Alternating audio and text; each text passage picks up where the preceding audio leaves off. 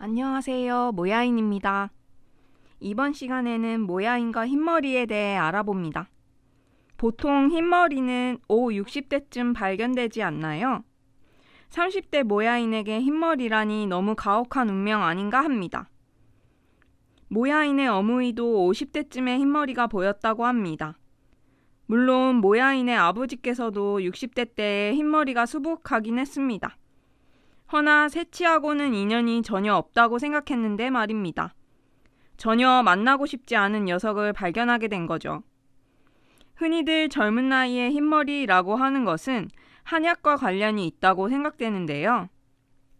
무와 한약을 같이 먹으면 흰머리가 난다더라 하는 얘기가 있기는 해서요. 하지만 모야인은 한약을 먹지 않았다는 것이 쇼킹할 노릇이죠. 결혼 서약을 할 때 검은 머리 팥불이 될 때까지 서로 사랑하겠다. 그런 얘기를 하는데요. 모야인은 이미 팥불이 시작인 것 같습니다. 한 개가 보이면 이미 세 개가 자랄 준비를 마쳤다고 하던데 모야인은 이미 4개 정도 흰머리를 발견했기 때문이에요. 노화와 늙어가는 것이 당장의 나와는 관련이 없다고 생각하는데 이번 흰머리 사태를 겪고 나니 세상 모든 것이 다르게 보입니다. 하긴 100세 시대에 30대라는 것은 3분의 1 정도 산 거니까 흰머리 한두 개쯤은 나올 만도 하지 않나? 그렇게 생각하실지도 모르겠습니다. 어무이는 이제 빠르게 달리는 것도 잘 안 되어서 횡단보도를 건너다가 제일 무서운 상황이 10초 정도 남았을 때라고 합니다. 달릴 수 없으니까요. 다리가 무겁고 몸이 안 움직인다나 뭐라나. 나의 원숙함을 인정하기란 참으로 쉽지가 않습니다.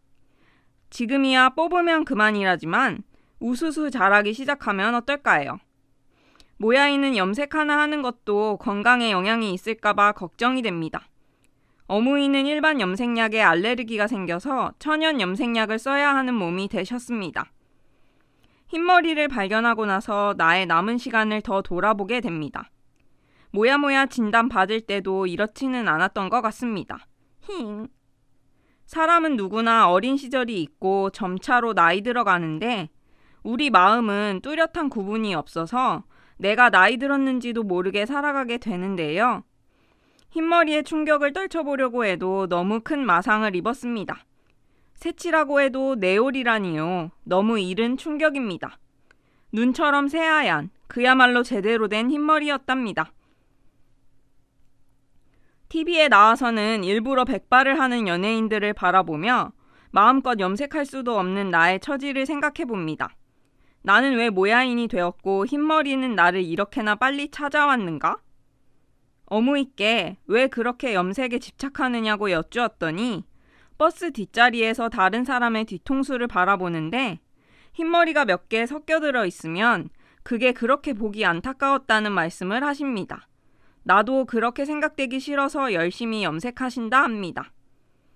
타인의 눈이 중요한 한국 사회에서는 나와 일면식도 없는 이의 흰머리가 내일처럼 신경 쓰입니다. 사실 다른 사람이 반삭을 하든 히피펌을 하든 나와 상관없다고 생각했었는데요. 그런 자신감을 한순간에 짜부러뜨린 것이 나의 흰머리였습니다. 멜라닌 색소가 부족해서 흰색을 띠는 이 머리카락은 불청객입니다.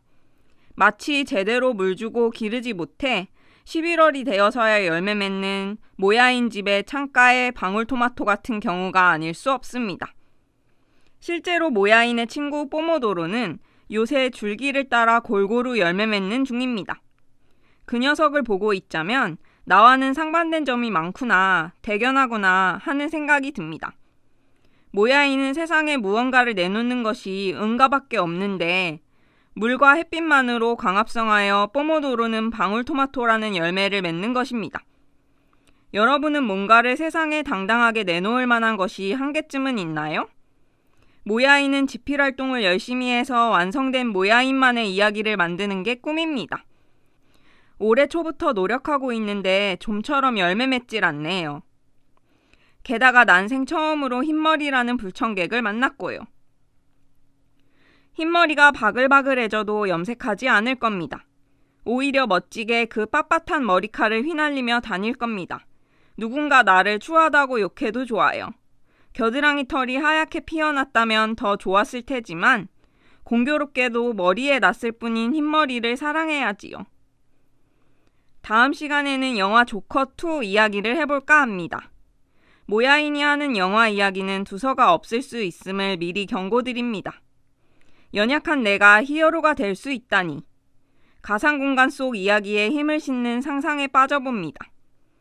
행운을 악운이라 여기며 살아갔던 조커, 그의 이야기는 또 어떨까요?